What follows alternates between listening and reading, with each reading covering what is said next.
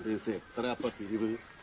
നാട്ടിൽ നടക്കുന്ന ഉത്സവം മുതൽ സംസ്ഥാന സമ്മേളനം വരെയുള്ള സകല പരിപാടികളും നടത്തിക്കൊടുക്കേണ്ട ഉത്തരവാദിത്വം നമ്മൾ കച്ചവടക്കാർക്കല്ലേ. അപ്പൊ നിങ്ങൾ വിവരമൊന്നും അറിഞ്ഞിട്ടില്ല?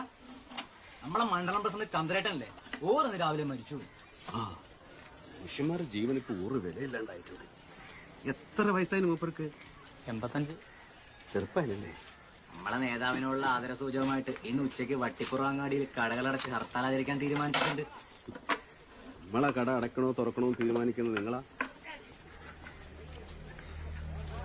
മരിച്ച ആളോട് ആദരവ് കാണിക്കാൻ വേണ്ടിയാ. നിങ്ങൾക്ക് നിങ്ങളെ നേതാവിനോട് ആദരവ് കാണിക്കാൻ വേണ്ടിയിട്ട് ഞാനെന്തിനാ എന്റെ കട കൂട്ടുന്നത്? എനക്ക് ആ മനുഷ്യനോട് ആദരവെന്നല്ല, ഞാൻ എന്റെ ജീവിതത്തിൽ അയാളെ കണ്ടിട്ടും കൂടിയില്ല. ഇനിയിപ്പോ നിങ്ങൾക്ക് അയാളെ ആദരിച്ചേ പറ്റുമെന്നെങ്കിലേ നിങ്ങളെല്ലാരും കൂടെ 2 ദിവസം പണി കിടക്കും. നിങ്ങൾ വെറുതെ കുഴപ്പാക്കണ്ട, ഉച്ചയ്ക്ക് കട കൂട്ടിക്കോളാം കേട്ടോ. കൂട്ടാലോ? എനിക്കും എന്റെ കുടുംബത്തിന് ഒരു ദിവസം ജീവിക്കാൻ 500 റുപ്യ വേണം മിനിമം. അത് നിങ്ങൾ തന്നാൽ ഞാൻ കട കൂട്ടാം. ചന്ദ്രേട്ടനെ പോലുള്ള ധീരന്മാരായ നേതാക്കളെ ത്യാഗത്തിന്റെ പോരാട്ടത്തിന്റെ ഫലാന്ന് നിങ്ങൾ ഈ അനുഭവിക്കുന്ന സ്വാതന്ത്ര്യം.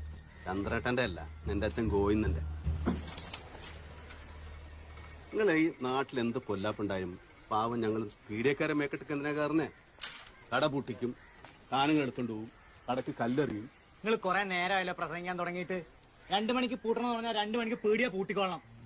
ഓടിപ്പിക്കൊന്നും വേണ്ട, അനക്ക് പറയാനുള്ള ഞാൻ പറയും. അതവിടെ വെക്ക്, അതിന്റെ മേലെ തൊട്ടിട്ട് കളിയൊന്നും വേണ്ട. എന്നാ പിന്നെ ഞാനങ്ങ് വിട്ടേക്കാം.